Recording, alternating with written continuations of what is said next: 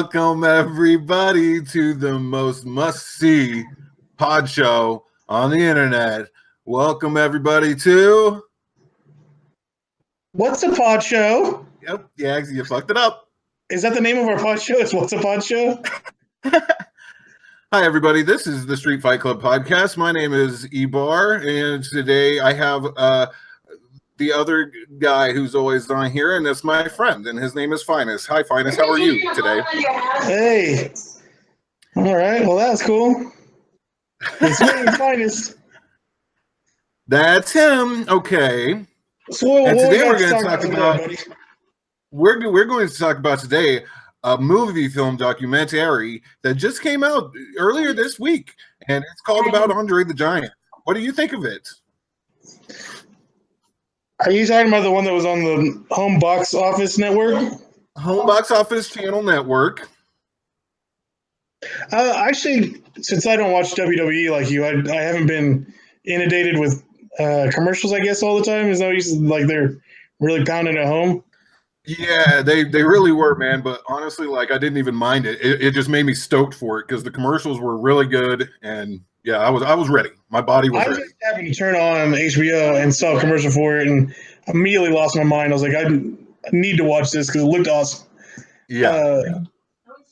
I guess right off the bat, I'll have to say that I really liked it. I thought it had really good interviews. It told a pretty complete story, and one of the things I thought it was a really good documentary. I was really surprised when I saw WWE as one of the producers or whatever at the beginning of the show. I was surprised at how honest it was. I just assumed that they would want to kind of sugarcoat their past a little more than that was. I mean, I can't think of anything specifically in the documentary that was bad about WWE, but it wasn't. I don't know. You know what I mean? Do you know what I mean? You know what I'm trying to say? Yeah, you know what I mean.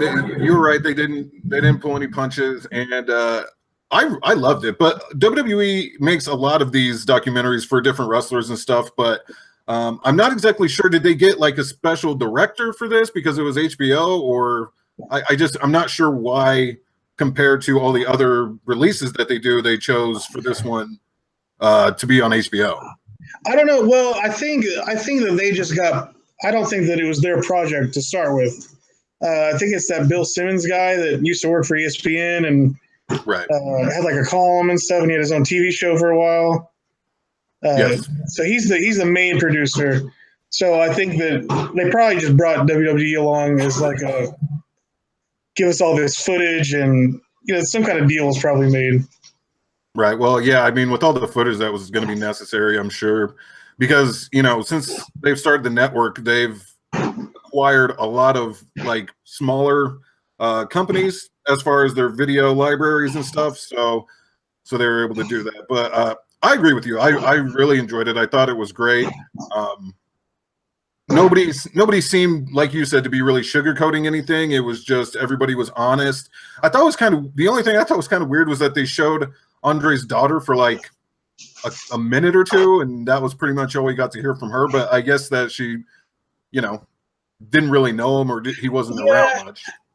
I mean, I don't want to say that the documentary skimmed over the bad parts of his life, because I mean, it kind of talked about how he had girlfriends and how he liked to drink and party and stuff. Right. But, which he was famous for. I think that there was just too much.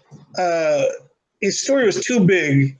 Like, it might have been better if it was like a two-parter. Like, it was more of like a mini series where they explored his whole career. Because that's a 30-year. He was 46 and he started wrestling when he was like 19. That's a long time, I think it could have been longer, or like you said, split into two parts, because an hour and a half is pretty short for a documentary anyway. Yeah, because sometimes even the ones they make about their own guys are like 3 hours long. So just to see that one be so short kind of sucked. But then again, you got to think they're trying to market to such a wide audience that might not be that interested. Not wrestling fans. And there was stuff that like I would have watched another documentary about. Like I would watch a documentary just about his time in Japan or whatever. Like, right. Like that seems interesting to me. Or I'd watch a documentary just about the making of the Princess Bride. To be honest with you, yeah, I can see that. That makes sense, and it's like it's if there was one thing wrong with it is that it was not enough of it. You know what I mean? So that's not really a criticism, but it's also like you wish that they would have delved in a little bit more. But you know, I think it hit all the high points. You know, and I think that a lot of us, you know, we've already talked about it some with the people in Discord and stuff, and it does kind of switch focus for part of it, right about around the WrestleMania 3 part. I think because there's going to be some spoilers from here on out. Like, I think if you watch up to now, you can pretty much garner that both of us think it was a good documentary and you should watch it. But if you've already seen it, if you haven't seen it, watch it, because I don't want to ruin anything for anybody. But from here on out, it's probably going to be things that would kind of ruin fucking things in it.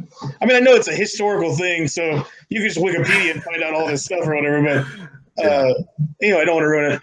The part that you're talking about, I think, is crucial to the documentary because it's made not only for fans, people who knew who Andre the Giant was, but people who may not watch professional wrestling.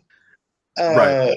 So people that don't know the significance of WrestleMania just in general, let alone WrestleMania 3, which that moment between Hulk Hogan and Andre is one of the most iconic in the history of wrestling. So and that's pretty much the pinnacle of the documentary. Like, that's the climax of the documentary. But I mean, it wouldn't make sense if you didn't realize how big of a superstar Hulk Hogan was becoming in the world. Right. And not just in WWE, but also, you know, like Rocky 3 and stuff like that.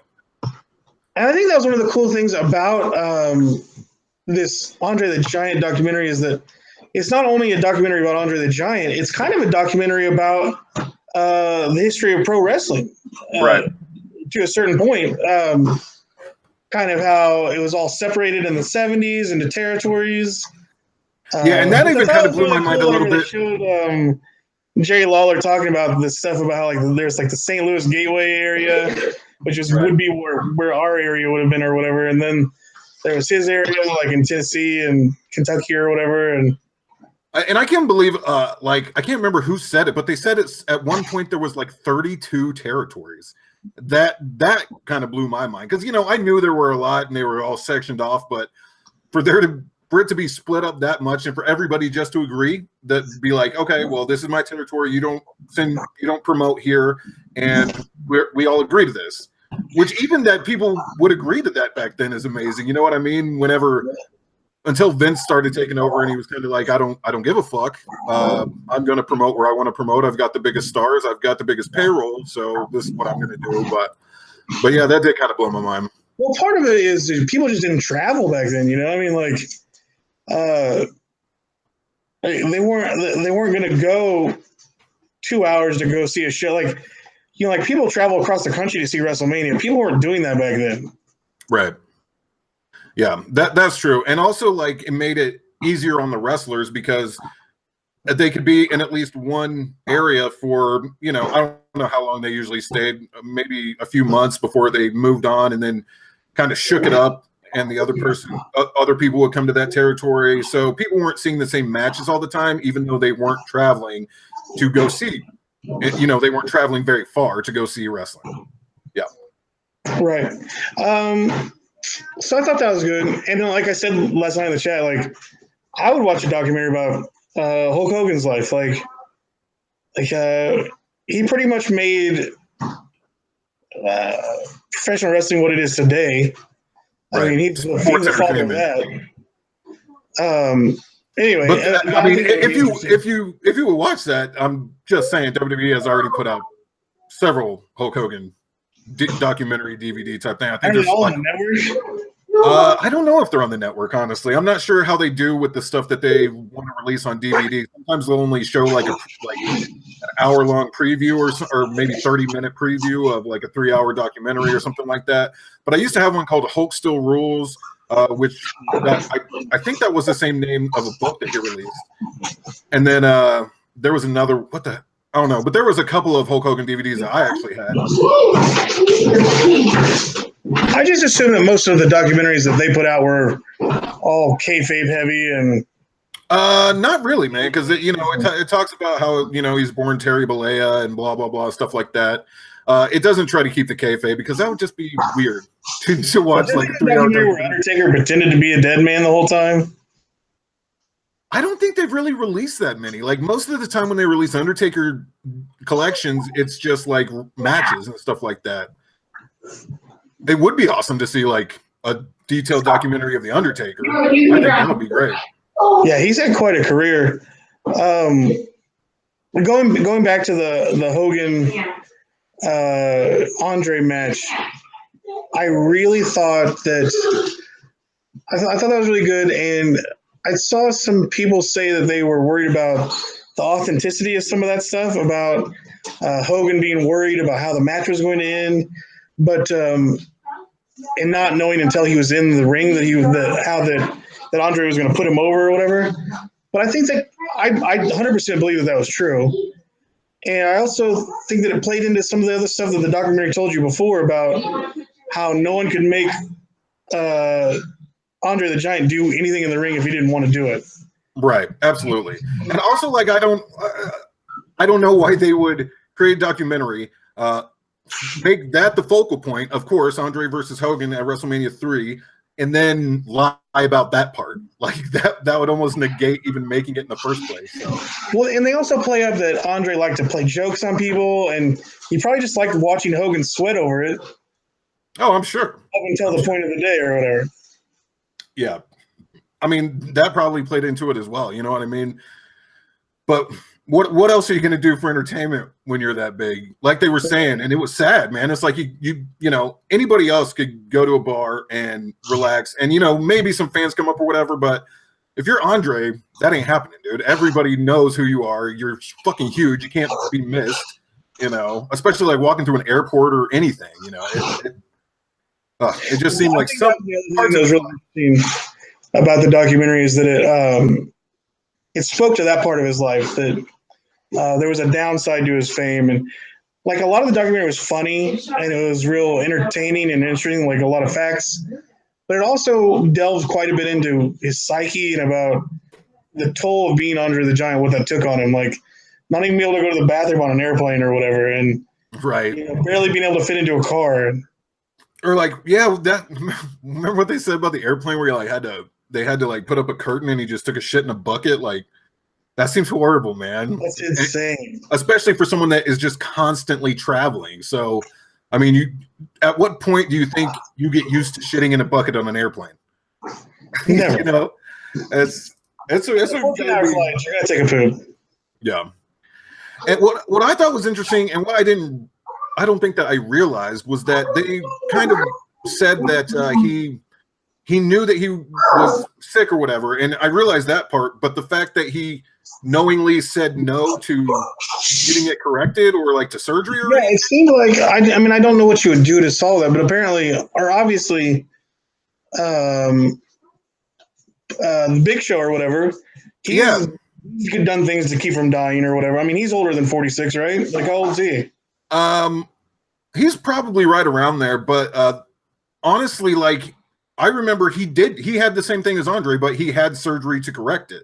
So that he would. I think there's like medicines he could have taken to help like his heart and stuff. But that is one criticism I had of it, is I would have liked to have seen. And I know the guy couldn't talk very well at all, but I would have liked to have seen more footage of Andre talking.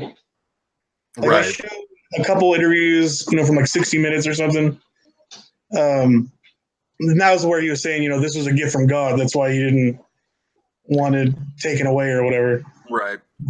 I guess that makes sense, but it wouldn't have taken it away. It was already not going to like de-hugify. You're always going to be a big ass motherfucker. So, but I mean, I can understand from his standpoint what he was talking about in that moment. But yeah, I don't know, man. But overall, really, I thought it was great. Like we said earlier, if you haven't watched it, you should. Are there any other points you want to touch on?